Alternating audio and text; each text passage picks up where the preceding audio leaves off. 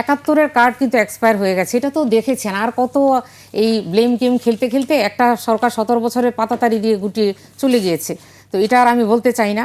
আপনারা যেটা বলছেন সরকারে ছিলেন, আপনারা তো করবেনই আপনারা, এবং বিগত ৩টা সরকারে ছিলেন ৫৪ বছর, তো আপনারা করবেন না কে করবে? আমাদের তো করার সুযোগ নেই। এবার জনগণ দেখতে চাচ্ছে যে এবার জামাতকে দেখি, দাঁড়িপাল্লাকে দেখি, ধানের শীষ দেখেছি, লাঙল দেখেছি, আমরা নৌকা দেখেছি, এখন এবার জোয়ার এসেছে, দাঁড়িপাল্লা দেখবে, কারণ জনগণ অতিষ্ঠ হয়ে গেছে। আমরা জানি যে আপনি যে বললেন যে নারী, আমাদের মন্তব্য করেছে যে নারীদের উন্নতি হয়নি। আরে আপা, আপনি তো জানেন যে আমরা রিসার্চ রিপোর্টগুলোতে কী দেখছি, সার্ভে রিপোর্টগুলো কী বলছে আমাদেরকে বলছে, আমি একটা, আপনি যেমন হিসাব দিলেন আমি বলি, বিগত 25 সালে ধর্ষণ বেড়েছে দ্বিগুণ হারে।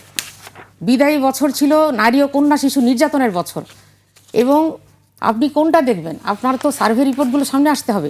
এখানে ৫৫৩টি ধর্ষণের ঘটনা ঘটেছে, অথচ ধর্ষণে আইন সর্বোচ্চ মৃত্যুদণ্ড করা হয়েছে। এরপরেও এইভাবে অনেকগুলো, এখানে বললে তো শেষ হবে না। 2025 সালে 29 জনকে, 2024 সালে 23 জনকে, হ্যাঁ, এভাবে এগুলো আছে। তো এই জন্য নারীর আসলে ক্রাইটেরিয়া কোনগুলো, নারী উন্নয়নের সার্বিক প্যারামিটারগুলো আমাদের সামনে আনতে হবে।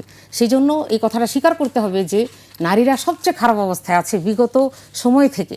আমাদের হিসাব করে দেখলে হবে। শুধুমাত্র আমরা কোয়ান্টিটি না দেখে আমরা কি করছি, কোয়ালিটি না দেখে কোয়ান্টিটি একটা নারীকে সামনে আনা। বাংলাদেশ জামাত ইসলামী কোনো আবেগীয় কোনো সংগঠন নয় বা মন ভুলানো নয় যে এতজন নারীকে শোপিসের মতো সামনে এনে দাঁড় করালাম। এটা আসলে ভোটের মাঠ, এটা তো বিবেচনা করতে হবে।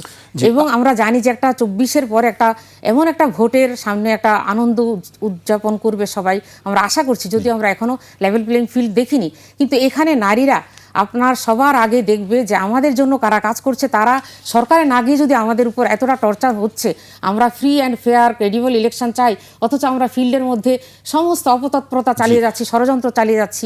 আপনার একজন লয়ার হয়ে আমিরে জামাতের যে জিনিসটা ইনভেস্টিগেশনের মধ্যে আছে, এটা প্রমাণিত হয়ে অলরেডি কিছুটা গেছে। আমি আজকে বললাম না কারা করেছে, কি করেছে, চলে এসেছে সরকারি ইমেল অ্যাড্রেস ইউজ করে। এখানে কি করা হয়েছে জনগণের কাছে এটা পরিষ্কার, মিডিয়ার সবাই জানেন এটা। এই জন্য প্রসঙ্গে আসতেছি আপা, আমি এই জন্য উত্তরটা আবার দিতে চাচ্ছি। এবং আপা যেটা বললেন যে জামাতের নারীরা আগে তো ডাকা হয়নি, আপনি এখানে এসে বসে আছেন, আপনি বলেন যে আমাদেরকে আগে ডেকেছেন কিনা? আমি চাই যে সবাই কথা বলুক, সবার ভয়েসটা সবার কাছে পৌঁছাক। আপা, আমি আপনার কাছে একটা প্রশ্ন, আজকে ডেকেছেন, আজকে আমরা এসেছি, সুতরাং এই ব্লেমটা দেওয়াটা ঠিক না আপনাদের। না, অবশ্যই আপনাকে অনেক ধন্যবাদ, আমাদেরকে আমন্ত্রণে আপনি এসেছেন আজকে। এটা বোধহয় হয়তো প্রথম, আমি জানি না, আপনাদের চ্যানেলে প্রথম এসেছি। অবশ্যই আমি অন্যান্য জায়গায় গিয়েছি, কিন্তু এই যে আমরা বলছি যে জামাত, যে জিয়া রহমান মওদুদীর কথা বললেন, আরে আপনার দলের যিনি প্রধান, আপনি জিয়া রহমানের নাম নিবেন না? আমরা তো তার নামে কোনো স্লোগান দিই না, মওদুদীর নামে জামাত ইসলামের কোনো একটা ইয়েতে উনি প্রতিষ্ঠাতা ছিলেন, এটা তো সমস্যা নেই।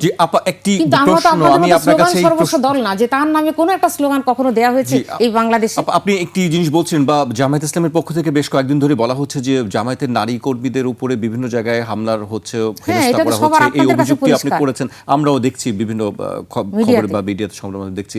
তো আরেকটি বিষয়, এর পাশাপাশি আমরা বিভিন্ন সময় দেখেছি নারীদেরকে নিগৃহীত হতে হয়েছে, নারীরা কিভাবে চলাফেরা করবে সেই বিষয়ে একটি আতঙ্ক কাজ করে।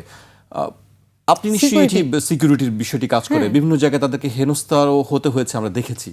এই ঘটনাগুলি কি আপনি আসলে কিভাবে দেখছেন? এটা তো আসলে সেই ঘটনাগুলির সামাজিক যে ডিগ্রেডেশন, আপনার সামাজিক যে অধপতন, নৈতিক অধপতন, এটার ফলশ্রুতিতে সমাজে নারীদের প্রতি অ্যাগ্রেসিভ মেন্টালিটি, নারীদের সম্মান উঠে গেছে। জোর করে চাপিয়ে দেওয়ার কোনো বিষয় কি আছে আসলে ধর্মে?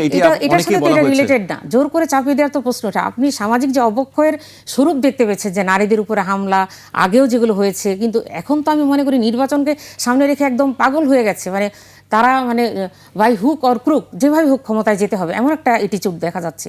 কিন্তু বিগত সময় যেটা বলছেন, এটা তো সামাজিক অধপতন। আমাদের শিক্ষা ব্যবস্থার যে নৈরাজ্যজনক একটা অবস্থা ছিল, আমাদের যে মোরাল এডুকেশন ছিল না, তাই না, সামাজিক যে বোধ বিশ্বাসের লালন করা হয়নি। পুলিশিং নামে একটি শব্দ প্রচলিত, যে পুলিশের ভূমিকায় অনেকে অবতীর্ণ হয়ে যায়, যে এটা করো না, এটা শরীয়তপন্থী, এটা তো কোনো আইন শৃঙ্খলা রক্ষাকারী বাহিনীর যখন সঠিক ভূমিকা থাকবে তখন তো এটা হওয়ার কথা না। কারণ আমরা বিগত সময় দেখেছি আইন শৃঙ্খলা রক্ষাকারী বাহিনী একটা বিশেষ দলের লেজুর ভিত্তি করেছে, যেটা হওয়ার কথা ছিল না। জনগণের তারা রক্ষা কবচ হিসেবে কাজ করবে, তাই না? আর আপনি যেটা বলছেন যে হঠাৎ করে চাপিয়ে দেয়, এটা তো কোনো দেশীয় আইন, সরই আইন কোনো একটা ধর্মেও কিন্তু এটা নাই যে একটা মানুষকে মনোজগতের পরিবর্তনের মাধ্যমে তার মধ্যে একটা যখন কোনো ভালো জিনিসের প্রতি আগ্রহ তৈরি হবে, তাকে মোটিভেশনের চেষ্টা করা হবে, হ্যাঁ, তাকে ভালো দিকে আগ্রহ করার জন্য তাকে এডুকেশন সিস্টেমে চেঞ্জ আনা হবে, তার মধ্যে মানসিকতা তৈরি হবে, আস্তে আস্তে তাকে জোর করে হুট করে করা, এটার মধ্যে তো কোনো আসলে আলটিমেট একটা আপনার থাকে না, কি বলে এটাকে, এটা দীর্ঘস্থায়ী যে একটা প্রভাব সেটা কিন্তু থাকে না।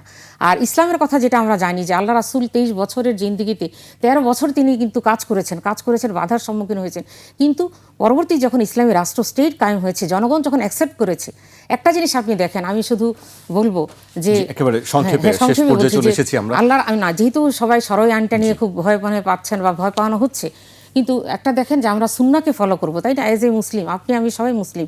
সুন্নাতে কি আছে? আল্লাহ রাসূল যখন প্রথমে উনি কলেমার দাওয়াত দিলেন, তখন কিন্তু কি হয়েছে, তখন মানুষ সেই কাফেরা জাহেলরা তারা বলেছে তোমাকে সুন্দরী নারী এনে দিব, তোমাকে ক্ষমতা দিব, তোমাকে পাহাড় সমান সম্পদ দিব, তুমি এই দাওয়াত থেকে ফিরে যাও। কিন্তু আল্লাহ রাসূল কিন্তু তখন পাওয়ার নেননি, তাই না? নিয়েছেন, কিন্তু 23 বছর পরে কিন্তু সেই পাওয়ারটা নিয়েছেন। কেন নিয়েছেন? কারণ জনগণের মধ্যে যখন পরিবর্তন এসেছে, জনসমর্থন তৈরি হয়েছে, তখন তিনি সেই পাওয়ারে এসেছেন। সুতরাং জনসমর্থন বাদ দিয়ে এখানে কোনো কিছুর এক্সারসাইজ করা হবে না।